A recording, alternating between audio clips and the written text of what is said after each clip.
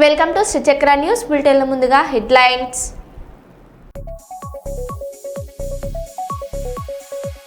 తిరుమల శ్రీ వెంకటేశ్వర స్వామివారిని దర్శించుకున్న తెలంగాణ రాష్ట్ర ప్రభుత్వ వీప్ వేములవాడ ఎమ్మెల్యే ఆది శ్రీనివాస్.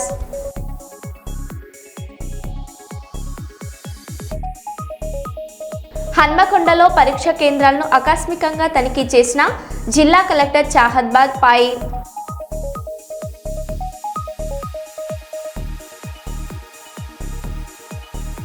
తెలంగాణలో గ్యాస్ కొరత పరిస్థితులపై పరిశీలిస్తున్న మంత్రి ఉత్తమ్ కుమార్ రెడ్డి.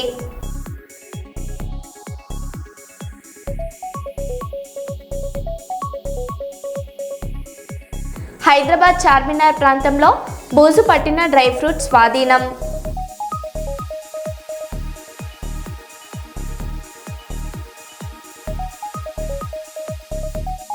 కర్నూలులో జనసేన పార్టీ ఆవిర్భావ దినోత్సవ వేడుకలు.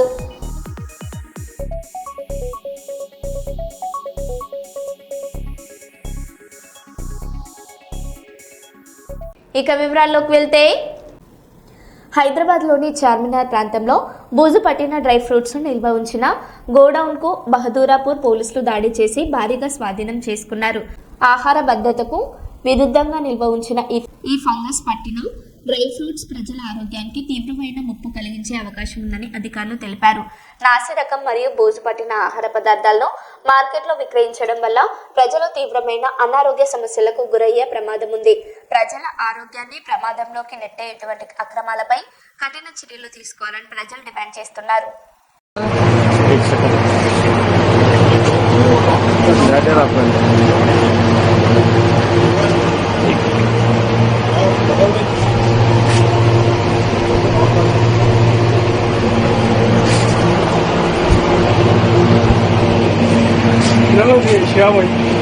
ये पूरा ये और वो बाजू के बॉडी पे लिखा। हाँ, ये एक 70 लिखो। ये भी खराब है। ये बोला तो 100 लिखो। ये 150 टोटल। శ్రీకాకుళంలోని Gayatri college of science and మేనేజ్మెంట్లో విద్యార్థుల ఫోటోలను మార్ఫింగ్ చేసి బ్లాక్మెయిల్ చేసిన ఘటన కలకలం రేపింది. డిగ్రీ మొదటి ఏడాది విద్యార్థి ఈ పని చేసినట్లు ఆరోపణలు వచ్చాయి. ఘటనపై స్పందించిన మేనేజ్మెంట్ అతనితో పాటు మరో 4 విద్యార్థులకు టీసీలు ఇచ్చింది. విద్యార్థుల ఆందోళనతో విషయం బయటకు రావడంతో కాలేజీ ప్రిన్సిపల్ రూరల్ పోలీస్ స్టేషన్లో ఫిర్యాదు చేయగా పోలీసులు దర్యాప్తు చేపట్టారు.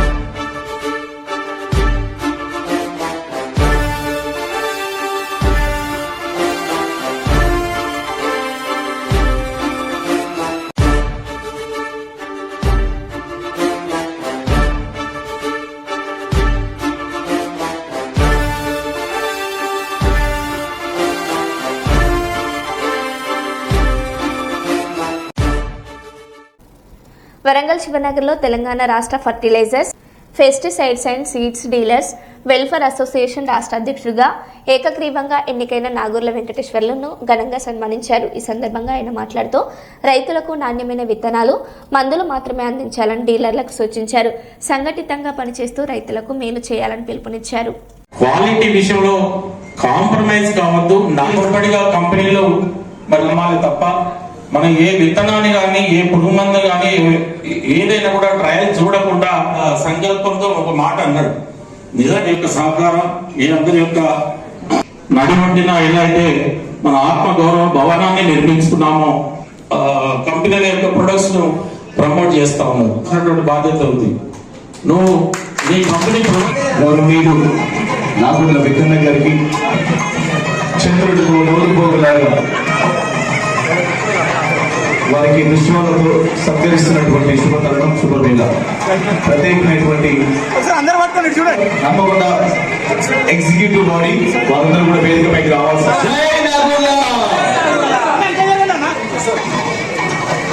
మా అందరి చిరకాల స్వప్నం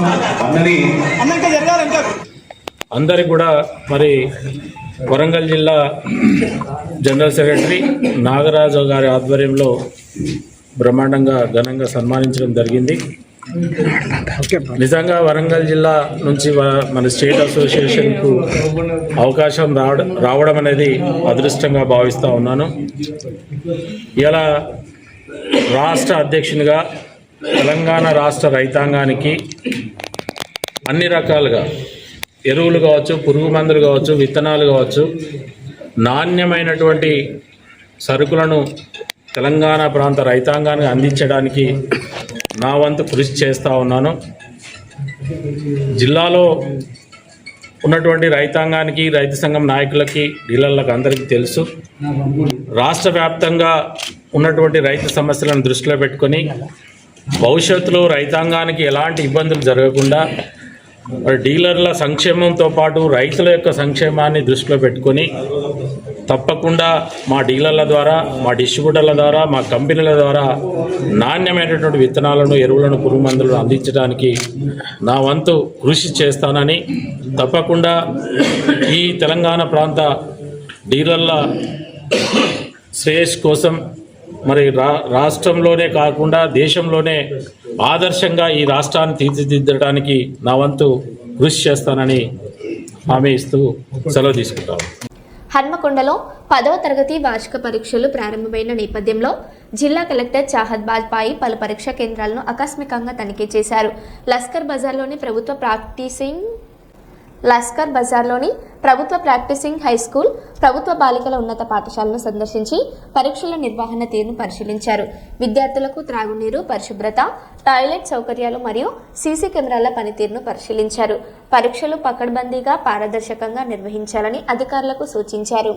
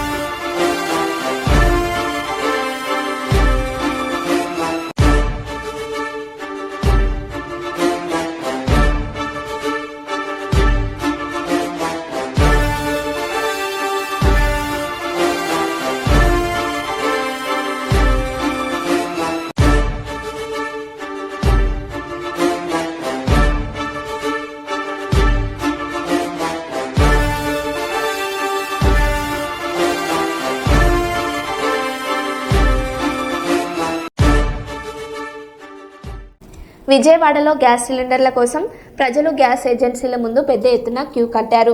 గ్యాస్ అందుబాటులో లేదన్న భయంతో వినియోగదారులు సిలిండర్లతో ఏజెన్సీలకు చేరుకుంటున్నారు. సర్వర్లు పనిచేయకపోవడంతో ఏజెన్సీ సిబ్బంది మాన్యువల్గా స్లిప్పులు అందిస్తున్నారు. దీంతో గంటల తరబడి ప్రజలు ఎదురు చూడాల్సిన పరిస్థితి ఏర్పడింది.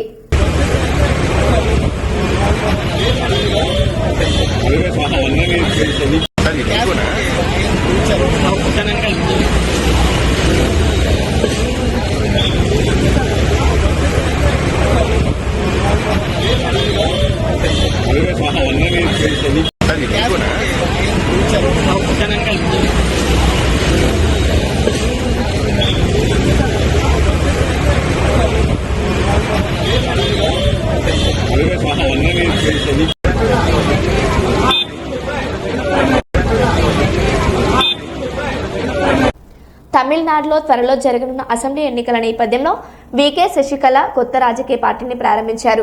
ఆల్ ఇండియా పురచి తలవివర్ మక్కల్ మునెట్రా కజగం అనే పేరుతో పార్టీని ప్రకటించారు.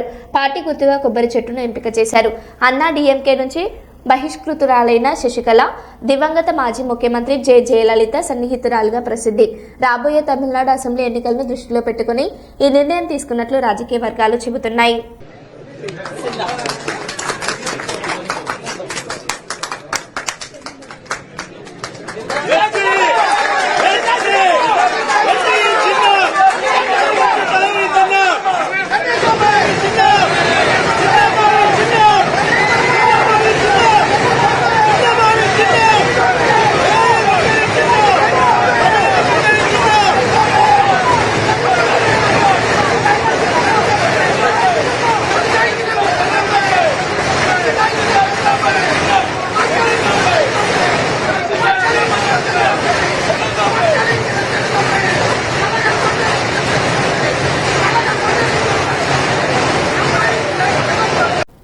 సినిమా టికెట్ ధరల పెంపుపై తెలంగాణ హైకోర్టు ఇచ్చిన మధ్యంతర ఉత్తర్వులను సుప్రీంకోర్టు నిలిపివేసింది.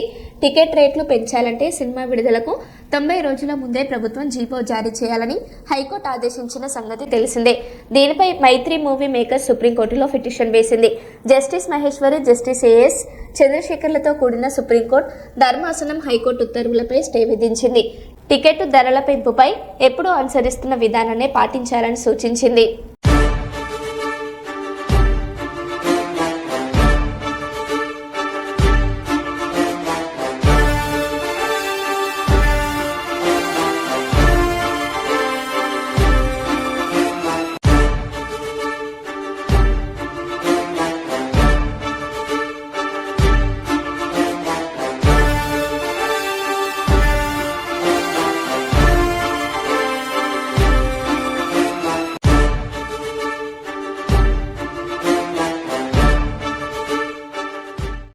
తిరుమల శ్రీ వెంకటేశ్వర స్వామివారిని తెలంగాణ రాష్ట్ర ప్రభుత్వ విప్ వేములవాడ ఎమ్మెల్యే ఆది శ్రీనివాస్ శుక్రవారం దర్శించుకున్నారు. స్వామివారిని దర్శించుకుని ప్రత్యేక పూజలు నిర్వహించారు. అనంతరం ప్రభుత్వ విప్ గారికి ఆలయ అర్చకులు వేద ఆశీర్వచనం అందించారు. ప్రభుత్వ విప్ ఆది శ్రీనివాస్ గారు మాట్లాడుతూ తెలంగాణ రాష్ట్రంలో ముఖ్యమంత్రి రేవంత్ రెడ్డి నాయకత్వంలోని ఇందిరమ్మ రాజ్యంలో ప్రజలంతా పాడి పంటలతో సుఖ సంతోషాలతో ఉండాలని, ప్రజాప్రభుత్వంలో అమలు చేస్తున్న సంక్షేమ పథకాలను, అభివృద్ధి కార్యక్రమాలు, వేములవాడ శ్రీ రాజరాజేశ్వర స్వామివారి ఆలయ అభివృద్ధి పనులు ఎలాంటి ఆటంకాలు లేకుండా ముందుకు సాగాలని ఆ ఏడుకొండల వెంకటేశ్వర స్వామివారిని వేడుకున్నారు. ఎలాంటి ఆటంకాలు రాకుండా జరగాలని చెప్పని, లోక కళ్యాణం జరగాలని చెప్పని స్వామివారిని వేడుకోవడం జరిగింది. ప్రధానంగా తెలంగాణలో దక్షిణ కాశీగా పేరుగాంచిన వేములవాడ శ్రీ రాజరాజేశ్వర సన్నిధిలో ఆలయ విస్తీర్ణ అభివృద్ధి పనులు జరుగుతూ ఉన్నాయి. ఎలాంటి ఆటంకాలు రాకుండా చూడాలని చెప్పని ఈ సందర్భంగా ఆ వెంకటేశ్వర స్వామిని కోరుకుంటూ తెలంగాణ రాష్ట్ర గౌరవ ముఖ్యమంత్రి శ్రీ రేవంత్ రెడ్డి గారు ప్రధాన చొరవతో దేవాదాయ శాఖ మార్చులు, జిల్లాకు సంబంధించిన మంత్రులు అందరూ కూడా ప్రతినిత్యం వేలాది మంది భక్తులు, మహాశివరాత్రి పర్వదినాలలో లక్షలాది మంది భక్తులు, శ్రీరామనవమి, శివ కళ్యాణము, ప్రతి సోమవారం కూడా లక్షలాది మంది భక్తులు వస్తున్నటువంటి సందర్భంలో మరో 100 ఏళ్ళు లేదు మరో 1000 ఏళ్ళకు సరిపడేటువంటి భక్తులకు ఉపయోగపడే విధంగా ఆలయాన్ని విస్తరించే క్రమంలో ఇప్పటి వరకు 36 గుంటలలో ఉన్నటువంటి వేములవాడ రాజన్న ఆలయాన్ని 4 ఎకరాల పైచిలుకు వరకు కూడా ఆలయాన్ని విస్తరించి అభివృద్ధి చేసే క్రమంలో తెలంగాణ రాష్ట్ర ప్రభుత్వ బడ్జెట్ నుంచి ఇప్పటికే 2 మార్లు 150 కోట్లు వెచ్చించుకొని వేములవాడ పట్టణంలో రోడ్డు వెడల్పుతోటు రాజన్న ఆలయాన్ని విస్తరించే క్రమంలో తిరుమల తిరుపతి దేవస్థానంలో కూడినటువంటి భక్తుల సౌకర్యాలను ఇప్పటికే పలు రాష్ట్రాల్లో ఉన్నటువంటి పలు దేవాలయాలను సందర్శించి అన్నదానానికి సంబంధించినటువంటి క్యూ లైన్లకు సంబంధించినటువంటి వసతికి సంబంధించినటువంటి కార్యక్రమాలను తెలంగాణ రాష్ట్ర ప్రభుత్వ పక్షాన వేములవాడ దేవాలయ అధికారులు మేమందరం కూడా పరిశీలించడం జరిగింది. వేములవాడ రాజన్న ఆలయంలో కూడా వెంకటేశ్వర సన్నిధిలోకి వచ్చేటువంటి భక్తులకు ఇచ్చేటువంటి స్వామివారి శీఘ్ర దర్శనానికి సంబంధించినటువంటి అంశము, క్యూ లైన్కి సంబంధించిన అంశాన్ని కూడా అక్కడ కూడా వేములవాడలో భవిష్యత్తులో ఏర్పాటు చేయడం కోసం చేసేటువంటి ప్రయత్నంలో ఇక్కడ కూడా ఏర్పాట్లను స్వయంగా పరిశీలించడం జరిగింది. గతంలో కూడా ఇప్పుడు కూడా నేను ఈ సందర్భంగా శ్రీ వెంకటేశ్వర స్వామిని వేడుకుంటా ఉన్నాం. లోక కళ్యాణం జరగాలి. మా వేములవాడ రాజన్న ఆలయ అభివృద్ధి విస్తీర్ణ పనులు ఎలాంటి ఆటంకం రాకుండా జరగాలని, అక్కడ కూడా జరపబోయేటువంటి వచ్చేటువంటి భక్తులకు చక్కటి ఆశీస్సులు అన్ని విధంగా మేము చేసేటువంటి ఏర్పాట్లు నిర్విఘ్నంగా కొనసాగాలని చెప్పి సందర్భంగా కోరుకుంటూ తెలంగాణ రాష్ట్ర ప్రభుత్వం చేపట్టినటువంటి ప్రతి కార్యక్రమం ఓవైపు సంక్షేమం, మరోవైపు అభివృద్ధి గవర్నమెంట్ రేవంత్ రెడ్డి నాయకత్వంలో ప్రజలకి అందరికీ అందేలా ఎలాంటి ఆటంకం రాకుండా చూడుతానని సందర్భంగా వేడుకుంటున్నాను. అందరికీ నమస్కారాలు. కేంద్ర ప్రభుత్వం నిర్భయ నిధి కింద చేపట్టిన inclusive cities for women and girls కార్యక్రమానికి ములుగు జిల్లాను ఎంపిక చేయడం పట్ల మంత్రి సీతక్క హర్షం వ్యక్తం చేశారు. ఈ సందర్భంగా ఢిల్లీలో కేంద్ర మహిళా శిశు సంక్షేమ శాఖ మంత్రి అన్నపూర్ణ దేవిని కలిసి ధన్యవాదాలు తెలిపారు. ఈ పథకం ద్వారా మహిళలు, బాలికల భద్రత కోసం జెండర్ రెస్పాన్సివ్ మౌలిక సదుపాయాలు, మెరుగైన నిఘా వ్యవస్థలు ఏర్పాటు చేయనున్నట్లు తెలిపారు.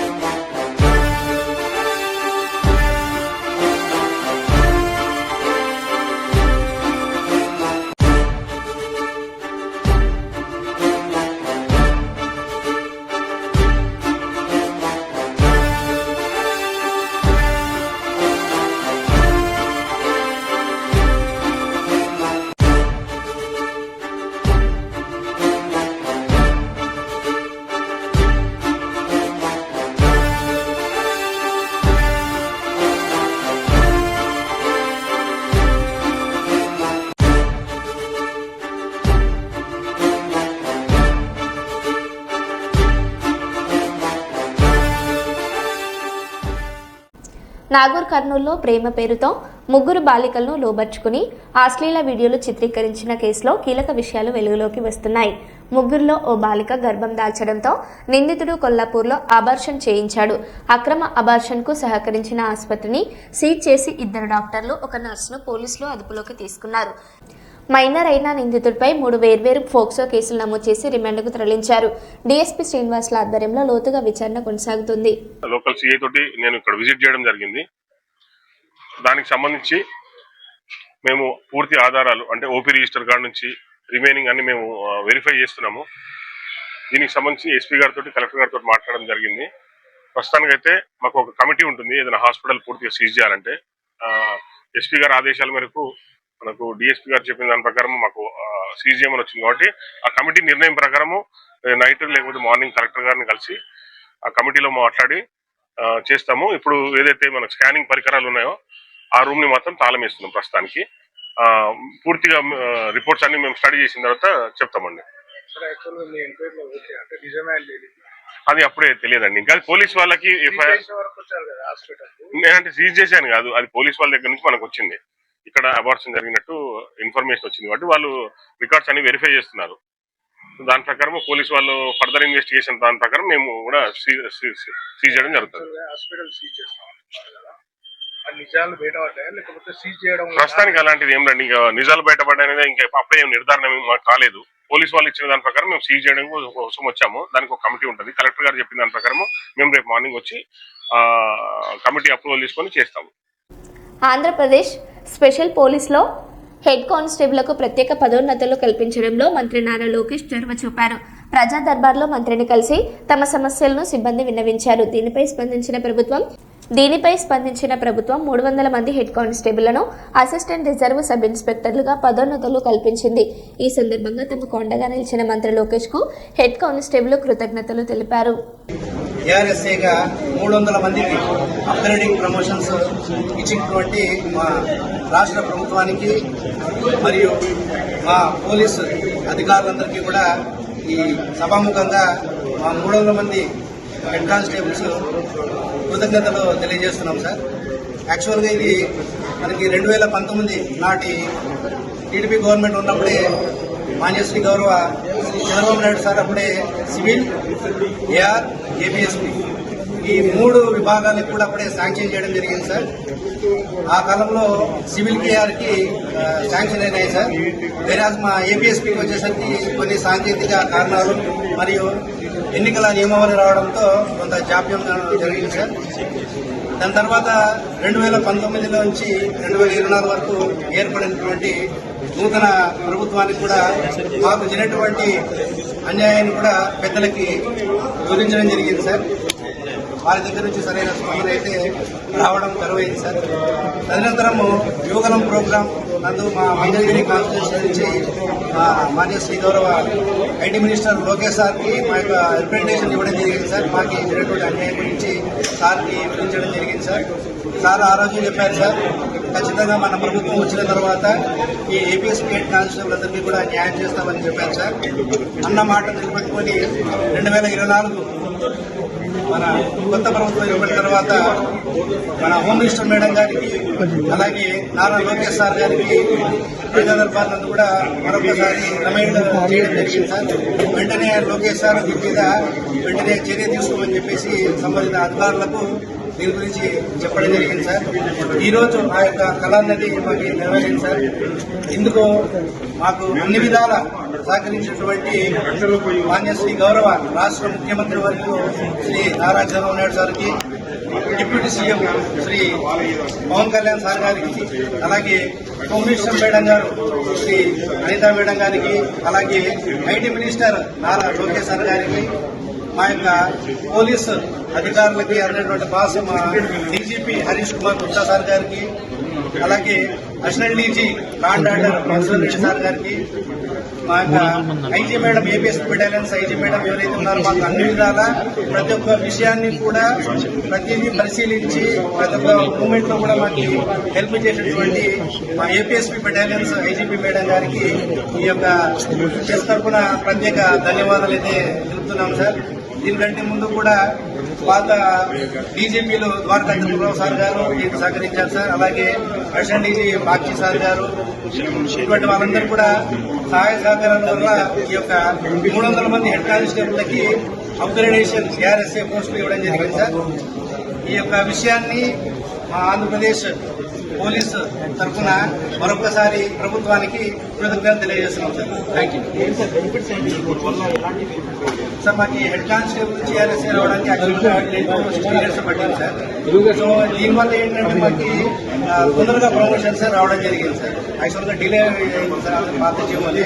6 years గ్యాప్ వల్ల ఈ గవర్నమెంట్ కొత్త వచ్చిన గవర్నమెంట్ మేము చెప్పుకోవడం వల్ల మాకు తొందరగా రావడం అదొకటి వేరే సపరేట్ పెట్టుకున్నారా? నేను పెట్టినా మళ్ళీ.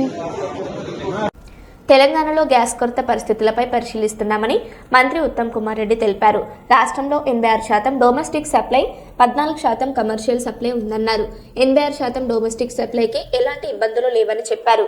రేపు తాను సీఎస్ కలిసి రివ్యూ జరిపి పూర్తి స్థాయిలో సమీక్షిస్తామని తెలిపారు. కాగా రాష్ట్రంలో ఇప్పటికే గ్యాస్ కొరత ఏర్పడినట్లు తెలుస్తుంది. మేము సిచ్యుయేషన్ ని మానిటర్ చేస్తున్నాము. ఈరోజు పరిస్థితి కూడా గమనిస్తున్నాము. తెలంగాణ రాష్ట్రంలో 86% డొమెస్టిక్ సప్లై ఉంది, 14% కమర్షియల్ సప్లై ఉంది. ఈ 86% డొమెస్టిక్ సప్లైకి ఇప్పటివరకైతే ఇబ్బంది లేదు. కమర్షియల్ సప్లైలో అక్కడక్కడ మాకు కొన్ని ప్రాబ్లమ్స్ మా దృష్టికి వచ్చాయి.